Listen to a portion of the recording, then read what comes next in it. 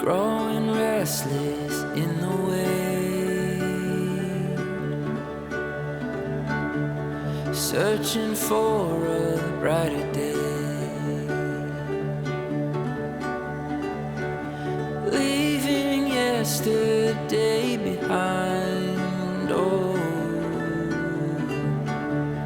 looking forward into the light.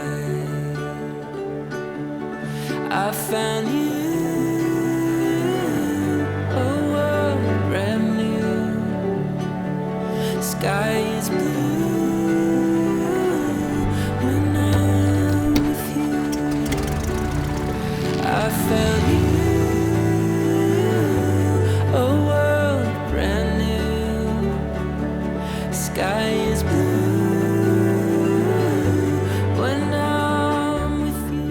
Hi, my name is Harrison Tarabella, and welcome to my review of the Great Joy 50mm T2.9 1.8 times D-squeezed anamorphic lens. It's hard to say all of that, so I'm celebrating that I got that done. This lens is amazing. It's one of my favorite lenses I've picked up within the last couple years, and through this review I hope to show you why I love it so much, and hopefully why you would love it so much. I don't know, maybe you don't actually like anamorphic and you're watching this video just because we do nothing now but consume content. I've been trying to do this intro too long. This is not a sponsored video. I wish it was a sponsored video because no one ever gives me money to do this. Great Joy, if you want to send me your 35 and I'll do one of these again, that'd be cool. I'm pretty confident that at this time I've put this lens through more of a beating than literally anyone else who owns one. Genuinely, I think I'm the only person in the world who has taken this lens underwater. This lens has gotten hailed on, it has gotten rained on, it has literally experienced my blood, my sweat, and my tears, and this is all in the course of 2 months. So I don't really want to do what everyone else does, where they just open a box, show you some videos of what the lens looks like and how pretty it is, show you some lens flares, and then complain about the variable squeeze factor. More on that later, by the way. I want to use and abuse this lens because that's what I do with all of my equipment, and it would not be fair if I did anything else for this review. So if you don't want to watch this entire video, I'll go ahead and give you the TLDR. This lens is worth it. It offers exceptional quality at a next to nothing price for what it is, and it gives off beautiful anamorphic characteristics, albeit still considerably sharp, way sharper than I expected. Honestly, the only downfall is that it's a T2.9. I really wish it could have been a T2. However, I've used the Atlas Orions before, and those are T2, and this lens is literally half the size of those. So the fact that I can just throw this in my backpack and it fits on a camera and it's so sturdy, this is a great piece of glass. Now, the day that I got this lens in the mail, I didn't actually have time to do a proper test shoot, but I did have time to go watch the sunset with my wife. So I threw the lens on the Blackmagic 6K Pro and we headed up to one of our favorite sunset spots in Birmingham. Stars are tracing the sky like city windows. I watch it reflect in your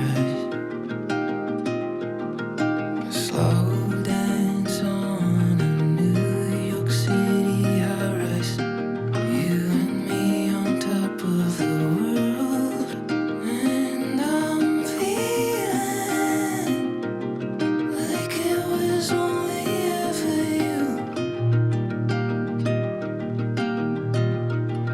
And I'm feeling Right now, like it your was face is something extra. I won't lose.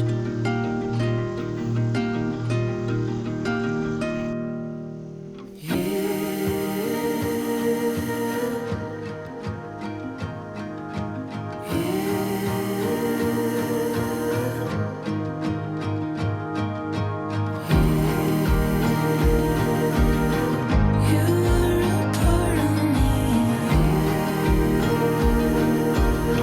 I swear you'll always be. I swear you'll always be a part of me. The next day, I did a little sharpness test out on our porch. I tested the lens wide open at T2.9, again at T4, and lastly at T8. I found this lens to perform best right here around the T4 or 5.6 range. There's no reason I would ever actually shoot a 50mm lens at T8. I think that's pretty dark. But I do actually love the lens wide open. One of the reasons we shoot anamorphic is for the character of it, and I think the look of this lens at T2.9 provides that adequately.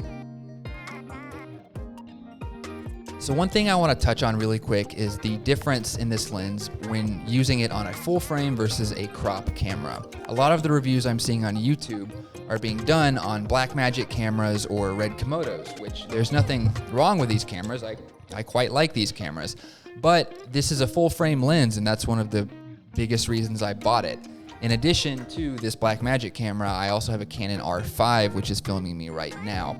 So I've been trying to do my best to use this lens on both of those cameras. Now, to be honest, I like the image out of my 6K Pro much better than I like the image out of the R5. And the R5 kind of, I think, has the dynamic range of a potato, but the R5 is way smaller and way lighter. So when we were out west and I had this lens, I found myself using it on the R5 very frequently just so that I could save space in my backpack. One thing to be aware of is that this lens has a very warm tone to it. You can see the color shift here. It's pretty noticeable. It's a very warm lens. It's a different look from the normal 50 I was using. So that is something to be aware of. It's not a deal breaker, but your colors do take on much more of a warm look. I thought this was a pretty wide field of view on a Super 35 camera, and it is compared to a normal 50mm lens, but using this lens on a full frame camera, it is incredibly wide. As much as I prefer the look of my Blackmagic camera, I really do need to be using this lens on the R5 if I want to take advantage of all of the anamorphic characteristics that it can offer. Now, unfortunately, the R5 can't shoot open gate, and what that means for me is I'm going to be throwing away actually a lot of the image I get off of this camera if I want to have a usable aspect ratio. However, one of the benefits of the R5 is I can shoot in 8K. At this point, actually now the 8K out of the R5 is quite usable, so that even though I am throwing away a lot of this image to scale it up, I actually still have enough information to feel good about what I'm working with. So this second cinematic was just me getting to better understand the lens. There wasn't really a point to it. I was in a pretty place with some friends and I wanted to shoot.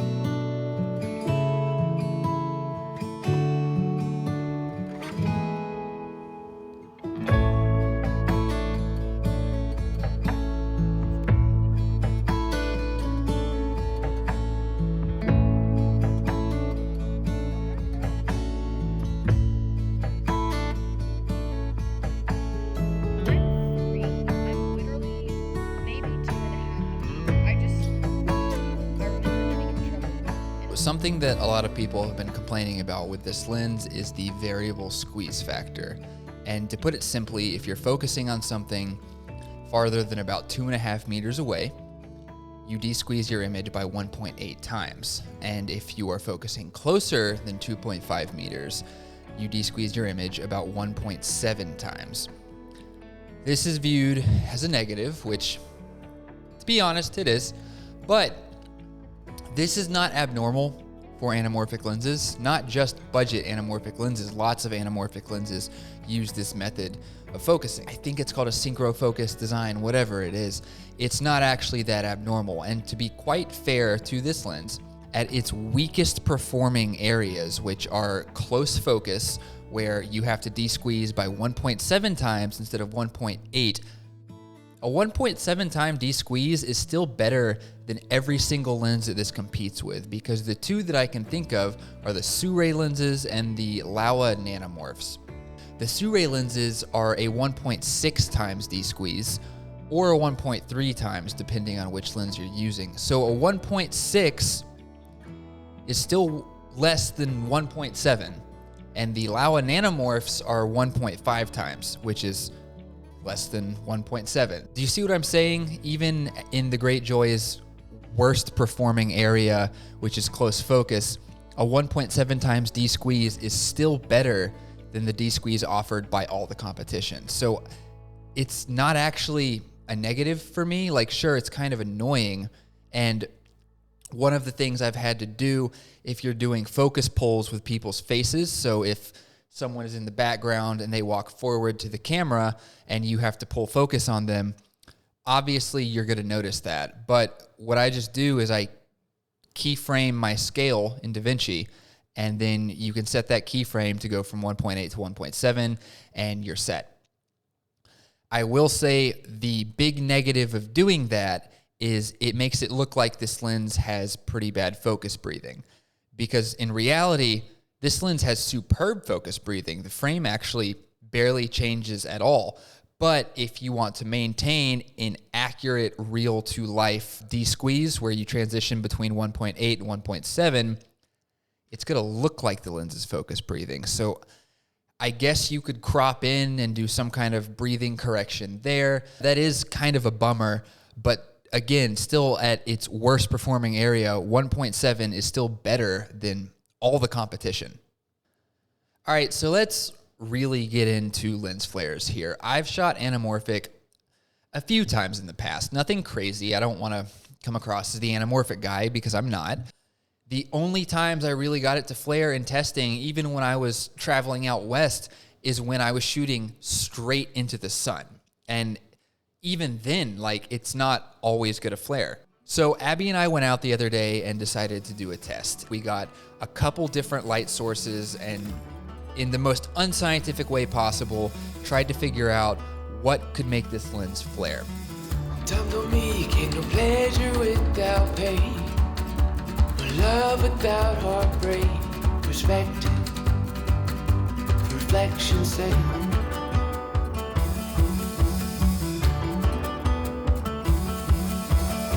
When we were young, forever seemed the longest time. To our naive tongues and the trust in our hope-filled eyes. For all my days, for all my days. Now that I've got your life, I won't let it go to waste.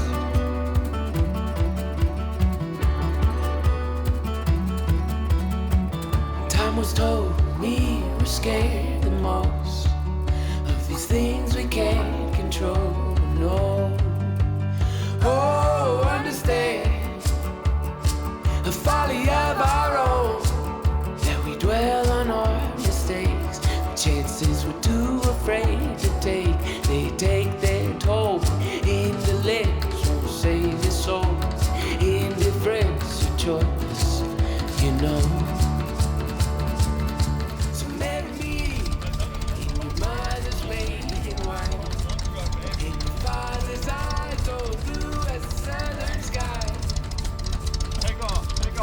Let's go.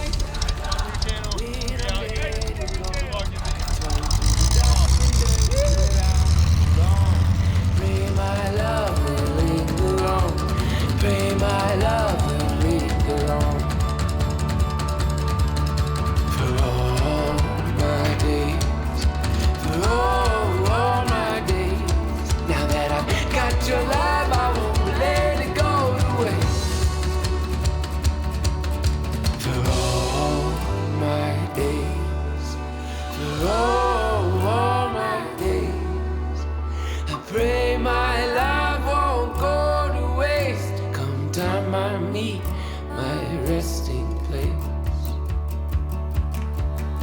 In hearts like these, oh, in love like this, the stars line in the sky you sense. The love of mine, oh, stay the night, as long as the love is left in your eyes.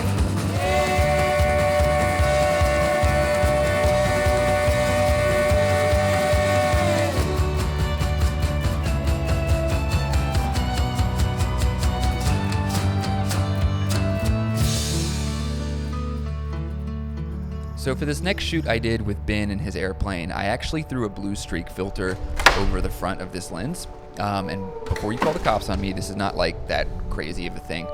I've noticed this a lot in the John Wick movies and other things like the Miss Marvel show on Disney+. So I think there's something to say about having an anamorphic lens that has enough character to where you notice it's anamorphic, but if you need to really turn that dial up to 110%, you can drop in a filter and really beat your audience over the head with the fact that you're filming anamorphic. Putting this on securely. It's not going anywhere. Not this time. I think the benefit of this being so neutral is that if you were stuck with it looking this fake anamorphic all the time, you better pray that's exactly what your client wants, because it's a hyper stylized look. So this lens being a little bit more neutral and having a little bit more controlled flares, I actually think is a good thing, because you can always crank that character up with filters and things like that.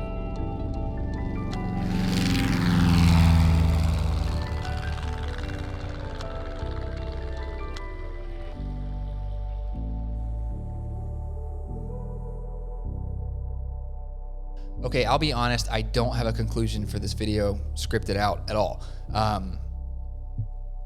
I really like this lens.